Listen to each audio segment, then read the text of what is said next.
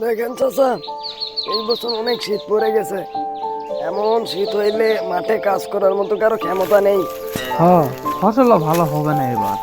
ওরে ও লক্ষ্মী, এই শীতে মাছ নিয়ে কই যাস? ঘরে যাই গো চাচা, এই পাশ দিয়ে বউ ঝুরি বানাবে। সেই তো, তোর তো আর কোনো জমি জিরাত নেই, ফসল ভালো খারাপের চিন্তাও নেই। তুমি যেটা থাকলে কি আর হিসাব করতাম? কত কি আর সহজ কাজ রে। হ্যাঁ, আমারে খোটা দিল নাকি?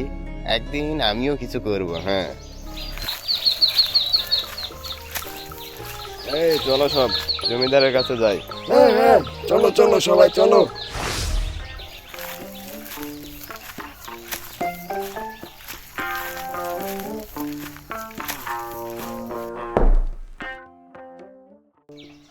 উফ, এই শীতের মধ্যে বাইরে থেকে বাঁশ কেটে আনতে বড় কষ্ট হয় গো।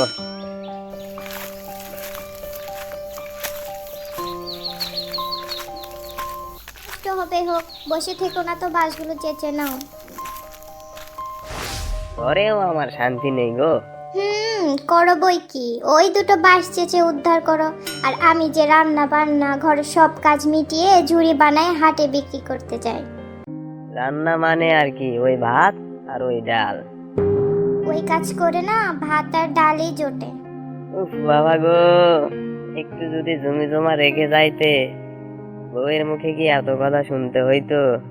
ও বউ, ঘরে কি ঝুড়ি বাতাসা কিছু আছে? থাকলে একটু খাইতে দাও দেনি, খুব ক্ষুধা লাগছে গো। না কিছু নেই, সারাদিন শুধু খাওয়া আর খাওয়া। যাও তো, এখন যাও, কাজ করতে দাও। বাবা গো, তুমি কোন রাক্ষসীর সাথে আমার বিয়ে দিছিলে গো? কিন্তু গিন্নি তো জানে না আমার বুদ্ধি কেমন। এখন তো শীতকাল চলে, আমাদের বাড়ির পাশেও তো কয়েকটা খেজুর গাছ আছে। ওখানে যদি রসের হাড়ি লাগাই, বাবা, তাইলে তো গুড় তৈরি করা যাবে। ওহো, আবার তো রসও বিক্রি করা যাবে। কিন্তু আমাদের প্রায় বাড়িতেই তো কয়েকটা করে খেজুর গাছ আছে। সবাইকে বুঝিয়ে সুঝিয়ে যদি রস নেওয়া যায়, তাইলে তো ভালোই হবো। এখন শীতের সময় এমনিতেও কাজকর্ম নাই, সবাই বসেই আছে। রসের বদলে আমি যদি তাদেরকে 2 টাকা করে দেই, তাইলে তো ওরা তো আরো খুশি হয়ে যাবে গা। বউ, ও বউ, এদিকে একটু শুনো। আগো, আমি একটু বাইরে থেকে ঘুরে আসি, চললাম।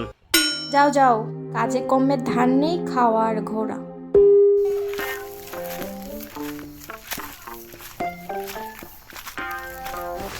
হুজুর, এই শীতের জন্য তো ফসল একদমই ভালো হচ্ছে না। এবারের খাজনাটা যদি একটু মাফ করে দিতেন। আমাদের দুঃখটা তো আমি বুঝি, কিন্তু আমাকেও তো আমার কাজ বুঝে নিতে হবে। এখন যাও যাও, সবাই যাও।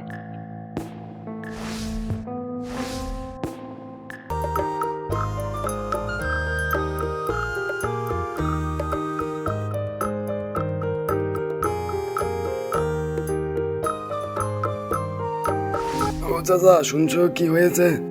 জমিদারের লোক আসছিল, ঘরে ঘরে সবাইকে বলে গেছে যদি এইবার খাজনা দিতে না পারি, তাহলে খাজনার বদলে জমিগুলো নিয়ে নিবে।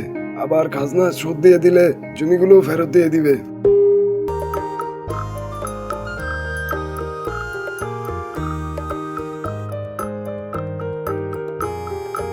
তোমরা এখানে কি গল্প করছো গো? আর বলিস না লতিফ, আমাদের কি আর শান্তি আছে রে? এবার বুঝি সব জমি জিরাত জমিদার দখল করে নেয়। খুবই জ্বালায় আছি রে। জমি জিরা থাকা বড় জ্বালাও বটে। তা তোমাদের বাড়ির পাশে সবারই তো 2টো করে খেজুর গাছ আছে। তোমরা যদি সেখান থেকে আমারে খেজুর গাছের রস দিতা, তার বিনিময়ে আমি তোমাদের 2 টাকা করে দিতাম। হ্যাঁ হ্যাঁ, তাহলে তো আমাদের ভালোই হয়। এই শীতে দুটো পয়সা হবে অন্তত। হ্যাঁ, তাইলে আমি চললাম।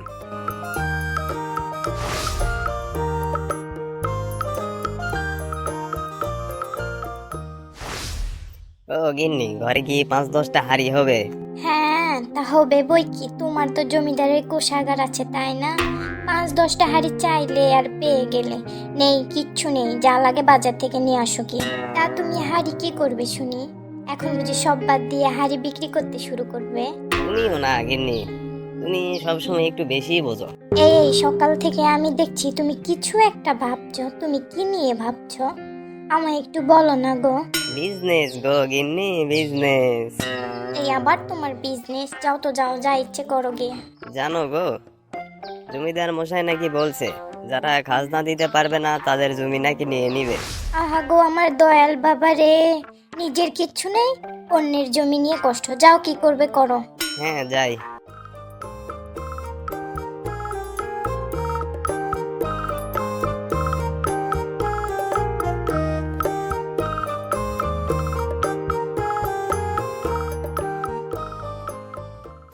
হ্যাঁ গো ভাই, তোমার কাছে কি 5-10টা হাড়ি হবে?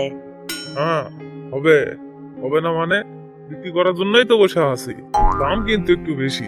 দাও তো দাও।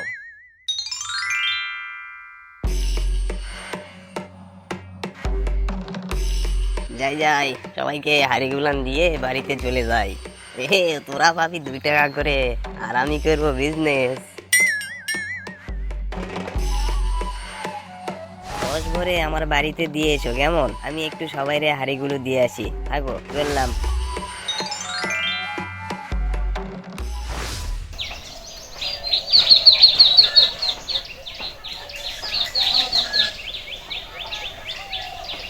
লতিফ, রসগুলো নিয়ে নে, আর আমরা চললাম। হ্যাঁ হ্যাঁ, যাও যাও। আরে গিন্নি, এখন আমরা এই রসগুলো দিয়ে গুড় বানাবো। হ্যাঁ গো, খেজুরের গুড় দিয়ে শীতে সবাই কত রকম পিঠাপুলি বানায়।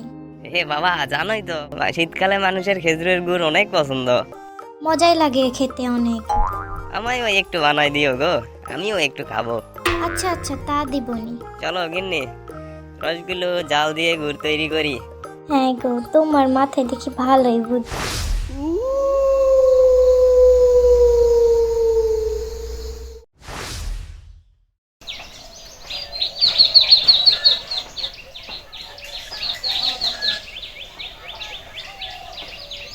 দেখছো বাবা কি সুন্দর গুড় হয়েছে।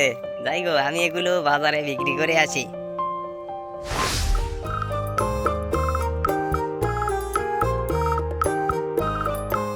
সবাই আসো আসো, গুড় নিয়ে যাও। খেজুরের গুড় অনেক খেতে মিষ্টি গো। আমাকে দাও, শীতে গুড়ের পিঠার মজাই আলাদা। হ্যাঁ হ্যাঁ, আমাকেও দাও।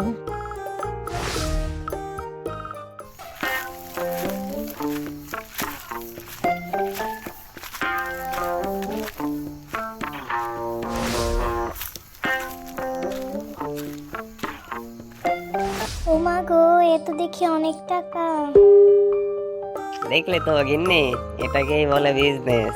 হ্যাঁ গো, তোমার মাথায় দেখি ভালোই বুদ্ধি। এবার থেকে আমাকে ভালো ভালো রান্না করে খাওয়াবে তো? হ্যাঁ গো হ্যাঁ, তুমি যা খাবে সব রান্না করেই খাওয়াবো। এভাবেই লতিফ প্রতিদিন গুড় বিক্রি করে তার সংসার চালায়, আর গ্রামের সবাইকেও কিছু টাকা করে দিয়ে দেয়। কিছুদিন পর গ্রামের মানুষজন জমিদারকেও তারা তাদের খাজনার টাকা মিটিয়ে দেয়। এমন নতুন নতুন আরো ভিডিও দেখতে সাবস্ক্রাইব করুন নিউ বাংলা কার্টুন।